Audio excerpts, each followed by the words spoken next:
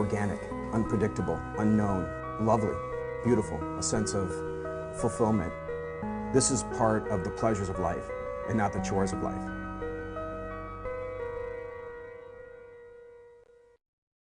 On this edition of Daily Iowan TV, Building a Business. See how a group of University of Iowa students are growing their brand. in a handful of headlines and state politics, we'll catch you up in Political Alert. And in sports, we sit down with Bluter's Triple D offense. All that and more next. Daily Iowan TV is ready to go.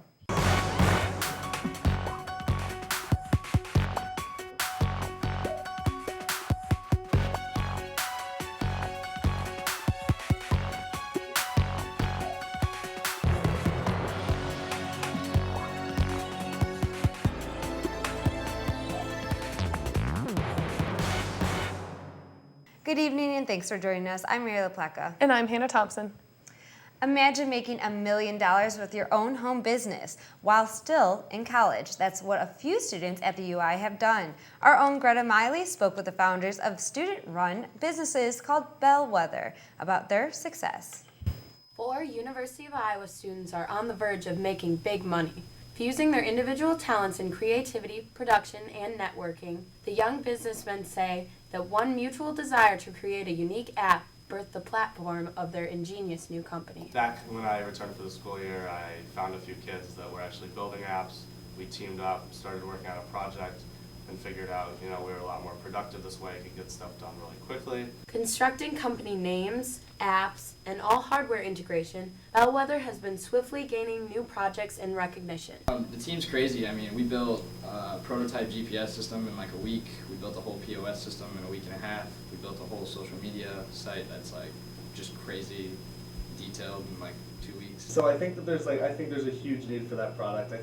The CEO said managing academics and company responsibilities can be quite the balancing act. Though he travels up to 5 days out of the week to work with clients in Chicago, he said the stress is worth the while. It's a huge risk to take, but I think at this stage of my life, it's the best time to take a risk. These young entrepreneurs are on track to generate over $1 million in revenue in their first year of business. Boasting over 30 clients, the future is looking bright for Bellwether. Trying to make the technology of tomorrow. We're really trying to get out there and make these products that people have never seen before. We really want that wow effect. And the Bellwether team has begun mastering that wow effect, creating a trackable GPS bracelet for children and a phone application that delivers beer and wine straight to your doorstep. The young businessmen say the greatest things still have yet to come. Some people won't take us as seriously because we're a younger company, but we keep growing, we keep building our portfolio, and eventually we'll be up there competing with the big dogs. Partnering with renowned entrepreneur Stephen Nakasher, CEO at Pictrix, the company will move to Chicago in May. Greta Miley, Daily Iowan TV. It sounds like your worst nightmare, looking into an apartment you may want to rent and being assaulted upon arrival. That's what happened to one person in Iowa City on March 16th, according to a report surfacing today. Police say William Jorgensen was accused of sexually assaulting a woman while showing her his apartment. The report says Jorgensen started asking the woman about her love life while trying to unzip her pants. The victim pushed Jorgensen away and left the apartment, according to the police. Jorgensen has been charged with intent to commit sexual abuse. An Iowa City man has been charged with 2 robberies stemming back to 2013. Parish Bennett was arrested in connection to a robbery outside of his apartment in August and for allegedly stealing a bottle of alcohol from the First Avenue Hy-Vee back in July. Bennett is being held in Johnson County Jail. A historical century-old building in downtown Des Moines is now history after a massive fire Saturday. The building was in the middle of a $36 million renovation, and it caught fire early Saturday morning, and Des Moines police are asking for any photos or video recorded on the scene at the time of the blaze. Authorities are still investigating the cause of the incident. And much more still coming your way on Daily Iowan TV. A change in leadership for the Iowa Republican Party and reforms to sexual assault policies within the state National Guard. It's all coming up in Political Alert. And in sports, softball continuing their Big Ten win streak. But first, we have our own Megan Horahan back in the studio for your weather. It finally felt like spring outside. So Megan, is this weather going to last longer? Thanks, guys. The beautiful weather from Sunday and today is slowly creeping away through the rest of the week, with a possible chance of snow by Friday. Temperatures tomorrow morning will start off with a high of 33 degrees. but by the afternoon it will rise to 49 degrees. It will be mostly sunny in the morning, leading to partly cloudy skies in the afternoon, with a high of 49 degrees. The day will finish off with a high of 41 degrees. For the rest of the week, we are looking at rainy skies on Wednesday and Thursday. The high will be 47 degrees on Wednesday and will continue to be in the mid to low 40s throughout the rest of the week. The low for Friday is 28 degrees, and that rain could turn into snow if the temperatures stay that low. By the weekend, temps are going to be back up into the 50s. That's all I have for your weather forecast. It looks like if we can get through one rough day this week, we can have some nice weather by the weekend. Back to you guys at the desk. Thanks, Megan. A meth lab was uncovered Saturday night in the neighboring town of North Liberty. Officers from the North Liberty Police Department and members of the Johnson County Drug Task Force issued a search warrant at 95 Gulf View Court. During the search, police found meth, lab equipment, paraphernalia, and other evidence. Officials said the charges are currently pending while the evidence is being processed. As of 2012, Johnson County had 11 contaminated meth lab sites, and nearby Lynn County had 24, according to CNN. The report also showed Polk County had 63. And now for a look at what's happening beyond Iowa. An earthquake rocked the LA area Friday night, breaking water mains in nearby towns. With a 5.1 magnitude, it began in Orange County and caused multiple aftershocks the next day. This included a 4.1 magnitude aftershock Saturday afternoon. Police say only one minor injury was recorded from the tremors. North Korea recently stated they could be doing more nuclear testing. This led to an exchange of fire between North and South Korea. North Korea began by firing 500 artillery shells into the Yellow Sea, and South Korea then responded with their own shots. But the South Korean defense spokesman said they were not shooting directly at their northern neighbor, just shooting into the sea. The White House is asking North Korea to stop all dangerous actions. The search for Malaysia Flight 370 had a disappointing realization today. 4 orange objects previously identified as promising turned out to be fishing gear. U.S. Navy officials want to use underwater gear to continue the search, but they won't be able to use this until the search area can be narrowed down. And now we'll toss it over to our own Reed Chandler for this week's edition of Political Alert. A lot of political updates on the state level this week. Reed, what do you have for us? That's right, guys. We've got a handful of political headlines at the state level circulating today. Here's your headline wrap-up. First on tap, we've got a shakeup in the Iowa Republican Party's leadership. The GOP State Central Committee tapped Danny Carroll to lead the party. Carroll takes over the position after former Iowa GOP head A.J. Spiker resigned earlier this month to go work for a Rand Paul PAC. Carroll was previously the co-chairman of the committee. Before that, he was a state house representative from 1994 to 2006. He said his immediate goals are to get campaigns kicked off for the party's candidates. The midterm primary takes place this summer ahead of November elections, so Carroll says fundraising efforts need to kick off now. Next, we've got an update on those secret settlements Government Branstad didn't know about. We talked about it last week. Apparently, some state agencies entered into 24 secret employee settlements that totaled over $400,000 in taxpayer dollars. Branstad announced last week that was unacceptable and would not happen again under his leadership. Well, it turns out the bipartisan Senate Oversight Committee has been trying to get officials involved in the secret settlements to testify before them in a hearing this week. Those officials have stalled, claiming scheduling conflicts, and Democratic Senator Matt McCoy serves on the committee, and he claims these officials are just stalling to prevent exposing the governor's administration of an accountability failure. New hearing dates are set for next week.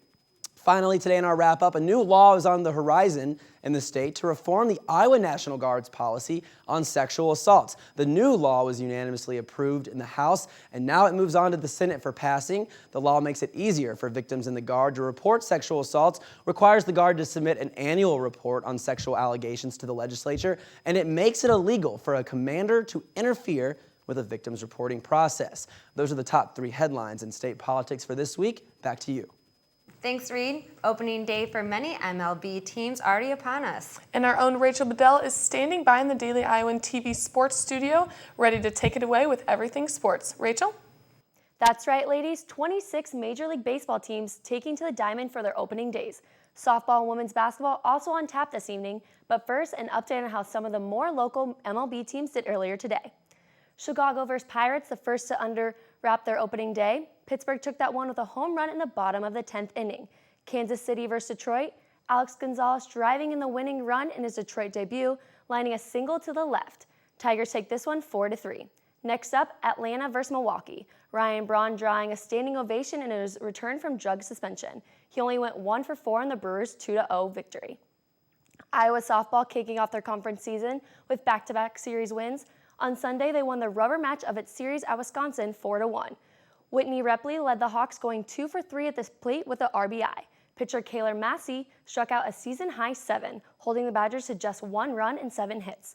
Looper squad is now 9-15 overall and 4-2 in Big Ten action. The Iowa men's basketball season may have ended in disappointment. 2 other Big Ten teams, Michigan and Michigan State, also lost their chance at a national title on Sunday. Only one Big Ten team remains heading into the Final Four. This Saturday, Wisconsin will take on Kentucky and Florida will be playing Connecticut. We hit the streets to see which of the remaining teams have the best chance of winning a national title. Here's what we heard. The Wisconsin's going to win the Big Ten or the NCAA tournament because the Big Ten is the best conference, and Iowa almost beat Wisconsin this year, so it looked good for Iowa. Who do I think is going to win? I think Florida's probably going to win because they're the #1 overall seed and they look like they're playing the best. And anyone I pick that's going to win is probably going to lose anyways. I have yet to successfully have a college basketball bracket. I have Florida winning. Why do I have Florida winning? Mainly because most of my other brackets are washed out right now. And they seem to be the most consistent right now. They seem to be the ones that, can really pull through. They seem to have the experience. I mean, they're not overrated. I think Florida's actually going to win it all. So, any reason why? They're the best team. Usually the best team always wins. I mean, the past 2 years, the #1 overall seed has won it all. So, I mean, I think it's going to happen again. University of Kentucky. And why? They're just more athletic. They're better, faster on the ball. They're going to do it. They're going all the way. McCaffrey squad not the only one ending their season on a heartbreaking note. The women's basketball team was eliminated in the second round of their NCAA tournament to Louisville after shooting a season low from the range. Earlier today, I sat down with the Triple D offense themselves, Bethany Doolittle, Allie Distroff, and Melissa Dixon after looking forward to the next season. Melissa, you want to talk to me a little bit against that Louisville game, the emotions going into that one and afterwards? Yeah, I mean, it didn't end the way we hoped it did, obviously, but it was still awesome to be able to play in the second round of the tournament, especially at home. Louisville's a really great team. They just beat LSU yesterday by a lot, and they're probably going to go really far in the tournament, so it was just a good experience for us. And now the season's at the end. The lone senior Thiera's not going to be here anymore, so how different is it going to be now that she's gone? Yeah, I mean, it's going to be a lot different. I remember after the game, everyone kept asking, what to look forward to next year, and I thought it was pretty early to be talking about that just because Thiera was a huge part of our team and obviously meant a lot to the program. So we're definitely going to miss her. And Bethany, you want to talk to me a little bit about the strengths and weaknesses of the team this past year? I think, like we talked about before, our chemistry has been a huge strength for us throughout the whole season. We work really well together, and I think it kind of got better as the year went on, and everybody kind of got comfortable with each other, and you could see that on the court. Why do you think the three of you guys are so successful? It's a Triple D. No. We're all really close off the court, and I think that just carries on to the court. We're used to playing together. Beth and I, this is our 3rd year playing together, so it just helps our chemistry that we're all really close. Going into next year, which one of you guys is going to score the most points? Well, we're all actually going to score the same exact amount. It's like what we're planning on. That's the goal. The same to the decimal.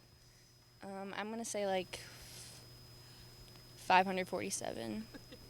Maybe like 623 if it's a good year for all of us.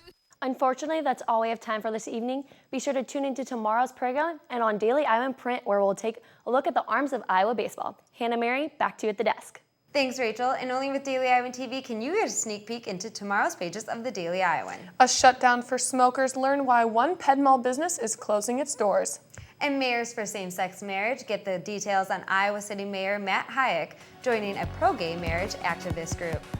Well, that's your latest edition of Daily Iowan TV. Be sure to check us out at the same time tomorrow or anytime online at dailyiowan.com. Thanks for watching and have a wonderful night.